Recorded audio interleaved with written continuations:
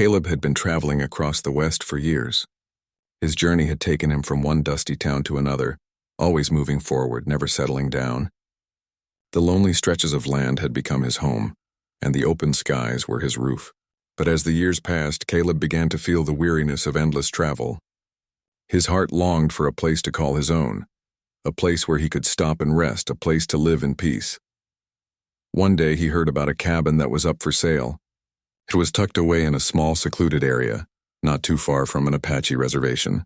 Caleb didn't know much about the land or the people who lived there, but he was drawn to the idea of having a home in such a quiet, untouched place. Without much thought, he decided to buy it. The cabin was made of rough timber, standing tall amidst the tall pine trees. It wasn't much, just a small building with a few windows, a simple roof, and a chimney that hadn't been used in years. The wind whistled through the trees, and the only sounds Caleb could hear were the distant calls of birds and the gentle flow of a nearby river. The place had a sense of peace to it, and as Caleb stepped inside, he could already feel the weight of the world lifting from his shoulders. This was it. This would be his home. But as Caleb began inspecting the cabin, he noticed that it was in worse condition than he had been told. The roof was leaking, and the walls were cracked in several places. It needed work, and a lot of it. Still, Caleb wasn't discouraged. He had always been good with his hands, and he wasn't afraid of a little hard work. He was willing to put in the effort to make this place his own. As he moved around the cabin, Caleb caught sight of a young woman standing at the edge of the property. She was tall, with dark hair and strong, quiet eyes. Caleb had seen her around the town, but he had never spoken to her. He had heard that she was from the Apache tribe, but he knew little else. He figured she was the one who had been maintaining the cabin for the previous owner. She walked toward him, her steps silent on the forest floor. Her face was calm, yet there was something about her that made Caleb uneasy. He couldn't quite put his finger on it, but there was a depth to her presence, as though she was a part of the land itself. "Are you the new owner?" she asked, her voice low but clear. Caleb nodded, wiping the sweat from his brow. "Yes, ma'am. The cabin's mine now. I'm planning to fix it up." The woman gave a small, thoughtful nod, then looked at the cabin with a critical eye. "It's going to take more than a few repairs," she said. "The roof leaks, the chimney is blocked, and the walls are cracked. You'll need more than just tools for this." Caleb chuckled, trying to lighten the mood. "Well, I've got plenty of time and work ahead of me. I'm not afraid of a little fixing up." She seemed to consider this for a moment, her gaze shifting from the cabin to Caleb. "You'll need more than just time. You'll need knowledge," she said, her tone serious now. Caleb felt the weight of her words, but he didn't let it show. "I can handle it," he said. "I've done worse work before." The woman studied him for a moment longer before stepping back. "I'll check in now and then. Make sure you don't get yourself into trouble," she said, her voice softening just a little. Without another word, she turned and began to walk away. Caleb stood there for a moment, watching her retreat. There was something about her, something strong and self-assured, that intrigued him. He couldn't help but feel a strange pull toward her, even though he barely knew her. But she was an Apache and he was a settler. Their worlds were different, and he knew better than to get involved in something he couldn't understand. As the days passed, Caleb spent his time repairing the cabin. He worked from dawn until dusk, fixing the roof, patching the walls, and clearing out the chimney. The work was hard, but it was satisfying. Each day the cabin looked a little more like a place he could call home. But something kept nagging at him. Every time he paused for a break, he would find himself looking toward the forest as if expecting to see the woman again. And then, one evening, she appeared. It was just as the sun was beginning to set, casting an orange glow over the trees. She walked toward Caleb as he sat outside the cabin, wiping his hands on a rag. She wasn't carrying anything, but there was a quiet intensity in her step that caught Caleb's attention. "I need to speak with you," she said, her voice calm but firm. Caleb stood up, brushing the dirt from his pants. "Sure, what's on your mind?" The woman hesitated for a moment, then spoke.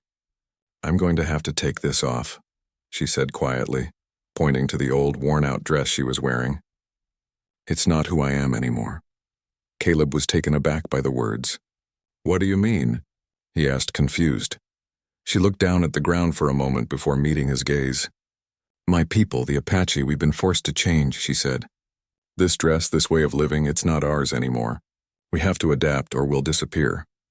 Caleb didn't know what to say. He had never thought about it that way. To him, the world had always been about survival, about working hard and making a place for yourself.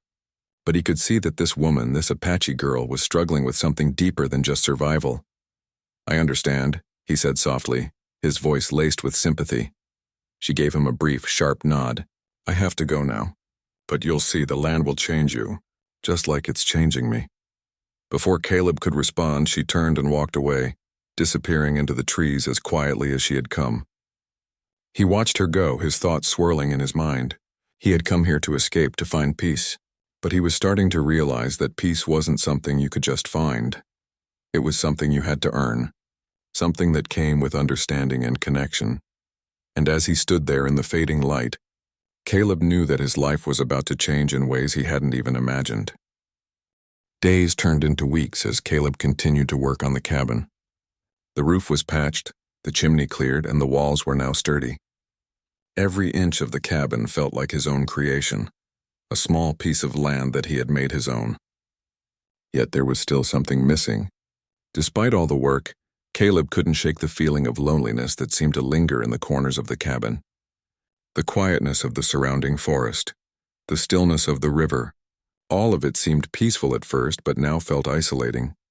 He found himself thinking about her, Tala, the Apache woman who had appeared in his life, even if just for a brief moment. Her words kept echoing in his mind. "The land will change you." He didn't fully understand what she meant at the time, but now he couldn't ignore the truth in her statement. It was as if she had seen something in him, a potential for growth he hadn't realized. But her departure, without any further explanation, left Caleb in a state of confusion. Was he just a passing stranger to her, or was there something more? The following week, Caleb decided to go into town for supplies. The small town wasn't far, but it was still a journey, and Caleb knew it would give him some time to clear his mind. The dusty trail felt endless beneath his horse's hooves, but as he approached the town, the familiar sounds of horses, chatter, and bustling people brought him back to reality. As Caleb entered the town's general store, he was surprised to see Tala standing near the counter, speaking with the storekeeper. Her presence caught him off guard. She didn't notice him at first, and Caleb hesitated for a moment. She was dressed in a simple brown dress now, her long hair pulled back into a neat braid. She was different from the woman he remembered, the one who had walked through the forest, wild and untamed. He watched her for a moment longer, observing how she moved with quiet confidence, how she spoke with the storekeeper. There was an elegance to her that Caleb couldn't help but admire. He had to admit, there was something about her that made his heart race, something he couldn't explain. It wasn't just her beauty, though, that was undeniable. It was the way she carried herself, as though she had lived through 1,000 storms and had come out stronger each time. Finally, Tala turned and her eyes met Caleb's. For a moment, they both stood there simply staring at each other. Caleb wasn't sure what to say. She had already left his cabin once, and he wasn't sure if she was willing to speak with him again, but something in her gaze made him step forward.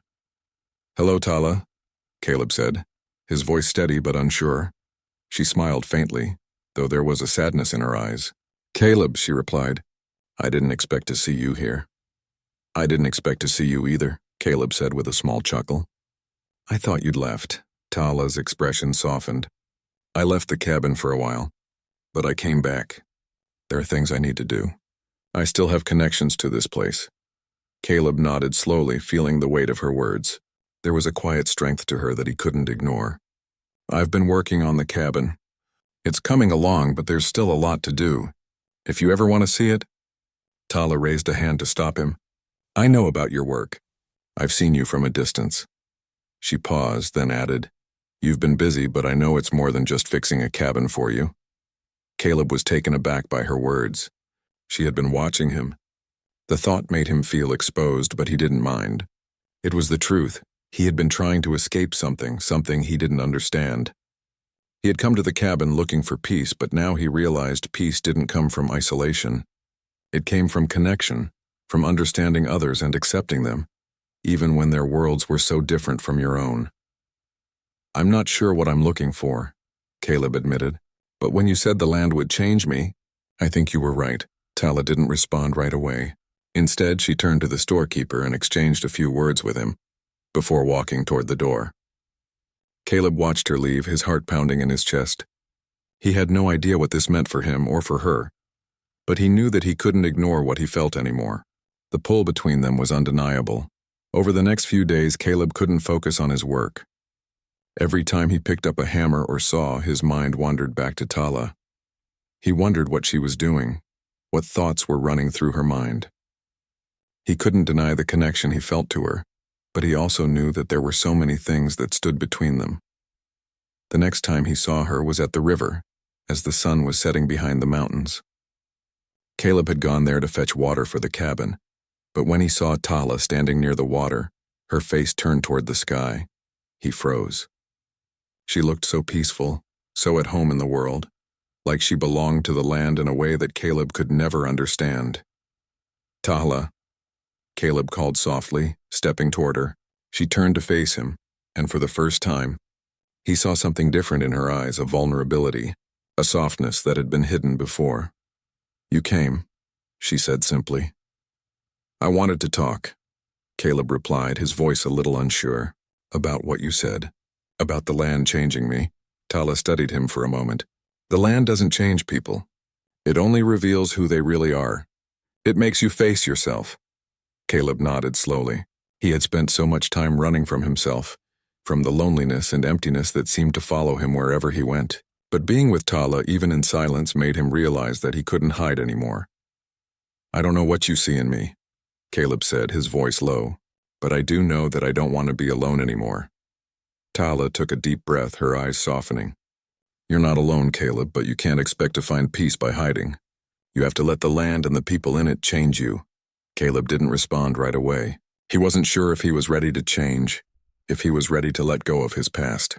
But standing there with Tala by the river, he knew that he had to try. "I don't know if I'm ready for that," Caleb admitted, "but I want to be." Tala nodded, a faint smile appearing on her face. "That's all you can do.